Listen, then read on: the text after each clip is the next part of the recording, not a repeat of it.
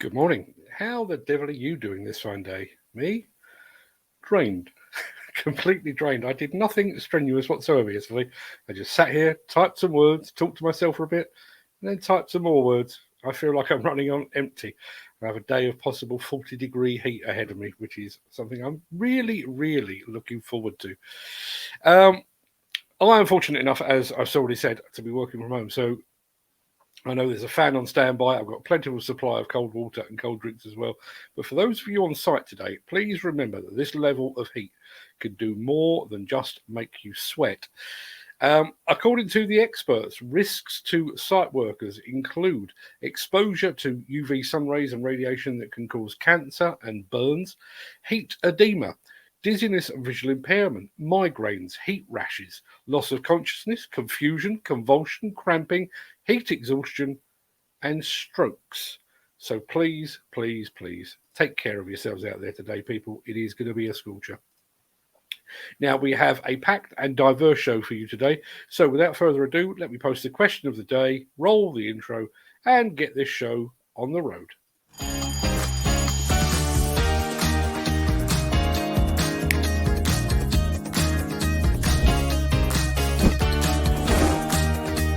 Welcome to the Breakfast Show. I'm your host, Mark Anthony.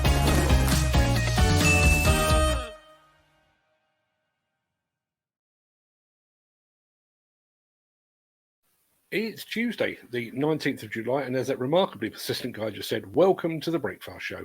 I am your host, Mark Anthony. In today's show, Liebherr is set to transform used equipment. We're scraping by in Southern California. Bell keeps materials moving and on track. We're going to let the exoskeletons take the strain. That'll make sense in a second. Plus, as Balfour Beatty quits Build UK, we ask, trade associations, what are they good for? And we'll get to all of that in just a second. But first, let's see who among the rich and the shameless will be celebrating a birthday on this day of days. Happy birthday! And it's many happy returns to inventor Samuel Colt, who gave his name to the gun company that bears his name to this day. I wonder how proud he'd be of his invention now. Happy birthday also to Impressionist painter Edgar Degas, to the original bad boy of tennis, Ilie Nastase, to Queen guitarist Brian May, politician Nicola Sturgeon, former boxing world champion and current mayor of Kyiv, Vitaly Klitschko, and to Sherlock Holmes actor Benedict Cumberbatch. Many happy returns to them, one and all.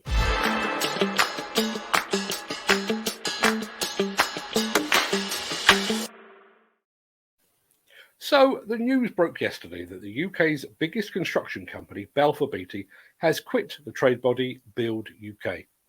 In an article on the shock departure, news portal Construction Inquirer says that the contractor believes that it no longer needs the services of the trade body because of Balfour Beatty's size and in-house connections.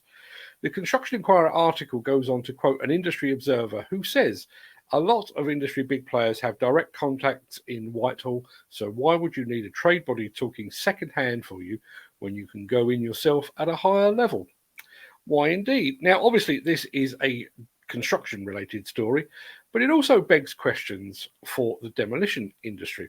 As Construction Inquirer puts it, Build UK claims to act as a main point of contact between construction and decision makers in government.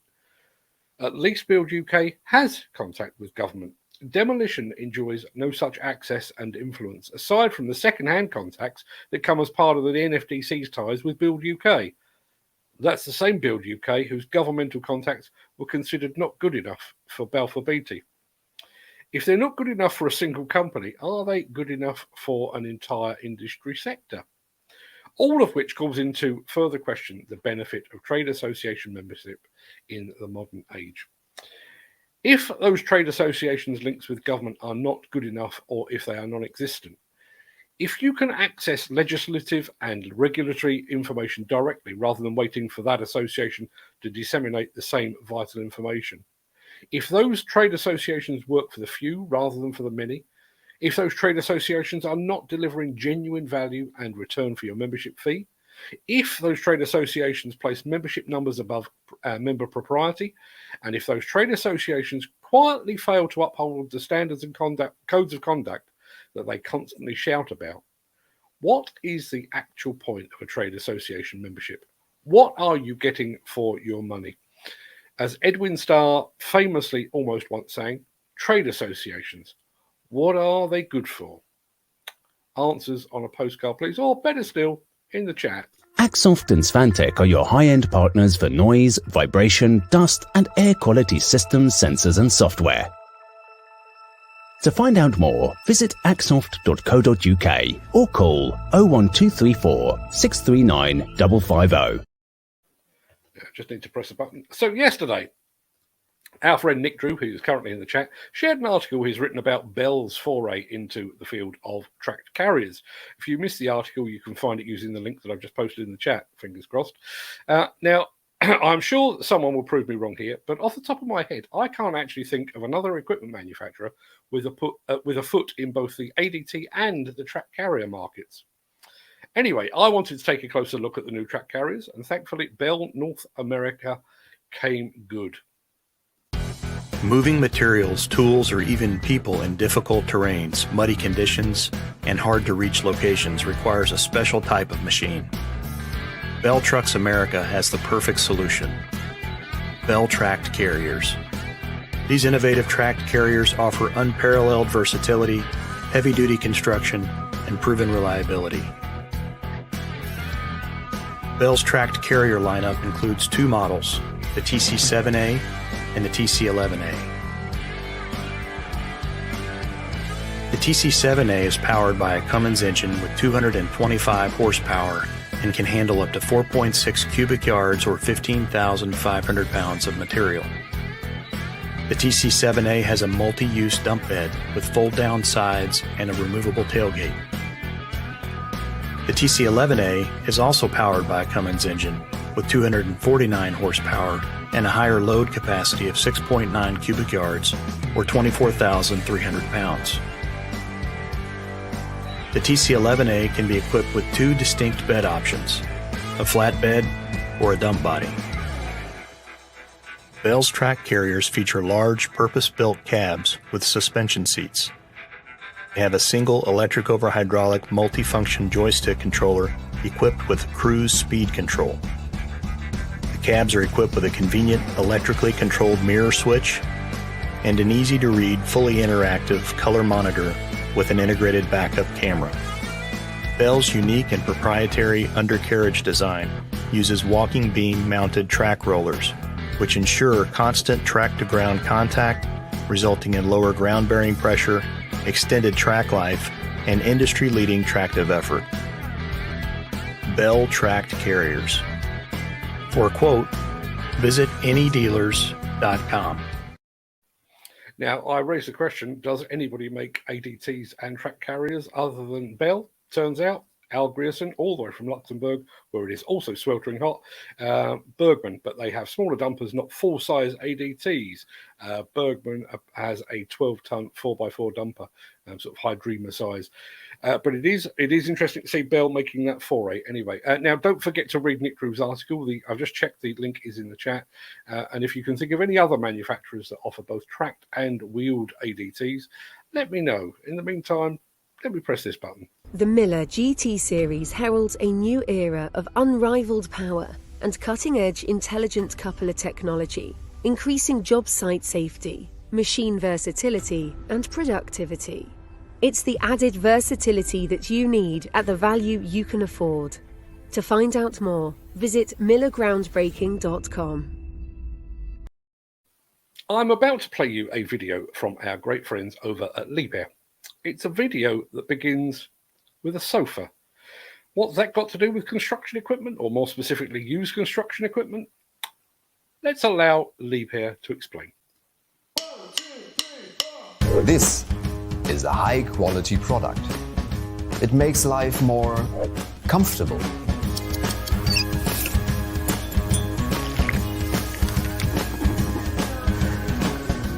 Despite high manufacturing standards and good care, after tough usage, even the best need a second lease of life. Wouldn't it be great if you could restore your favorite product back to its full glory? or even transform it into something better.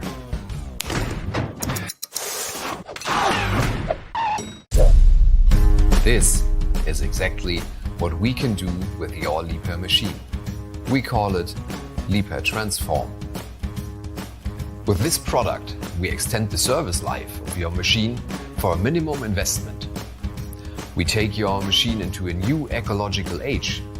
And of course, it's a tailor-made solution especially for your individual needs. Well, what are you waiting for? Discover what Liebherr Transform can do for you.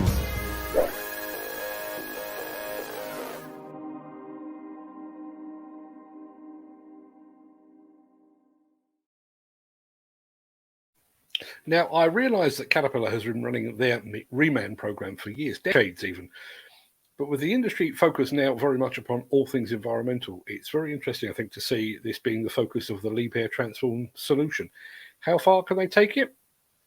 Could they, for example, turn a diesel machine into an electric or a hydrogen machine? You can find out more using the link that I've just posted in the chat. Now, going back to our mention of all things Bell tract dumpers, this is why I enjoy the show, because I get to hang out with people who are more knowledgeable and much smarter than I am. I asked the question about, does anybody else have a foot in both the ADT and the track carrier market? And yes, according to Gary Muirhead, Hitachi does make track dumpers. I've just checked.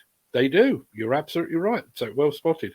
You're right, but Hitachi no longer market ADTs and track dumpers in Europe. Don't know if they still make them. You see, this is why I love these people. I used to have a T-shirt.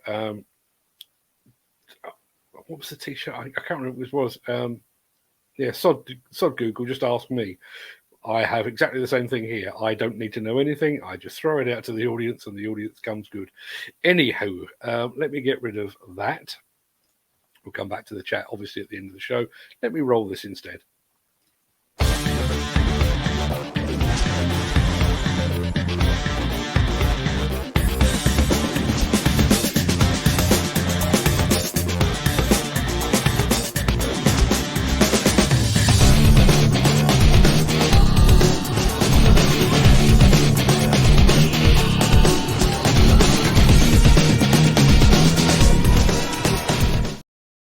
For our penultimate clip of the day, we're headed for Southern California, where, according to the song, it never rains. Not true. Been there? It does. I know the feeling. It doesn't rain here either. Anyway, we're off to Southern California to check out a massive fleet of scrapers doing what scrapers do.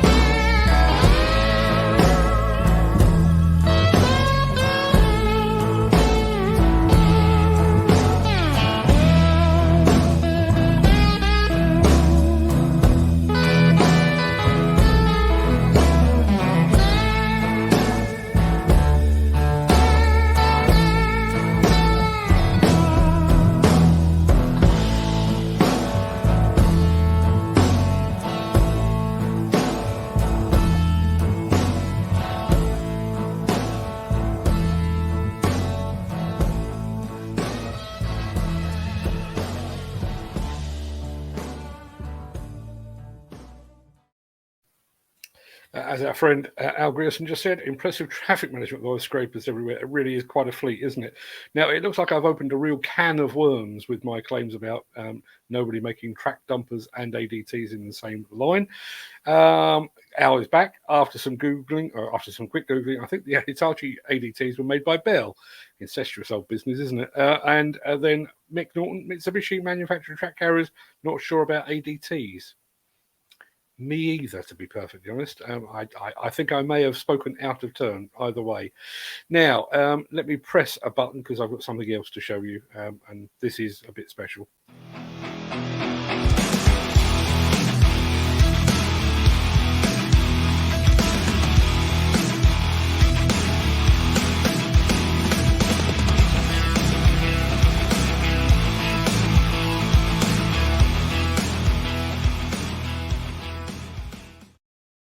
For those of us of a certain age, the term exoskeleton probably conjures images of Sigourney Weaver's character Ripley doing battle with the xenomorph creatures in the Alien franchise movies. You might remember that her suit was a futuristic but clunky loader, complete with, as you can see, big grabby arms. As it turns out, exoskeletons can be used for purposes other than destroying aliens. They have potential applications in the field of demolition and construction. They have also become an awful lot less cumbersome too. The Hilti Exo-01 is an exoskeletal suit that helps with fatigue, posture, and strain whenever you're doing overhead applications. At least about 60% of the day, our arms are over our head. I mean, we're either on a ladder or on a boom lift, and it's just all overhead work. It's my shoulders and my upper back that are just ripping me to shreds. Their arms are up 60 to 70% of the day, causing fatigue in the shoulders, lower back, and arms, right?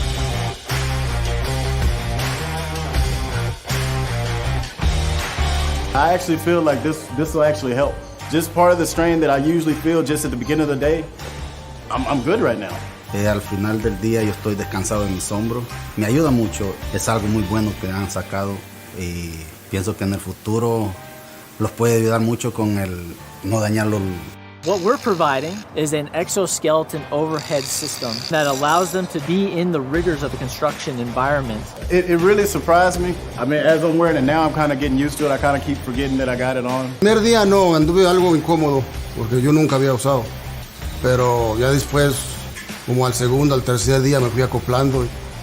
Oh man, it doesn't even feel like I'm wearing it really. This is the first one that I've ever used. It assists me a lot more than I ever thought. Once you put it on and once you see everything that goes into it and how it helps you, you're gonna be saying, wow, this is a game changer. I like to send my guys home every day the same way or better that they came in the morning. The exoskeleton will help with that because they're not completely fatigued at the end of the day and the guys are that much more productive. It's a win-win situation. People that are healthier and happier are going to want to work for you versus somebody who's not using the product.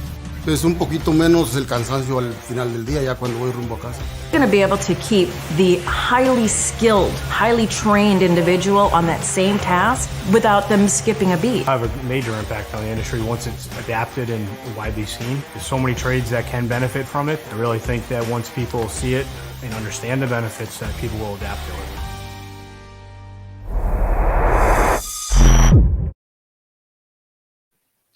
Any of my demolition friends watching that and thinking, exoskeletons for soft stripping? Just me? Okay. A friend of mine, sadly no longer with us, was a local builder who was contemplating some form of retirement because of the constant pain and strain he was suffering in his back and his shoulders. Unfortunately, he was killed in a motorcycle accident before he got to take some well-earned time off. But I've actually seen the pain that this kind of work can cause firsthand.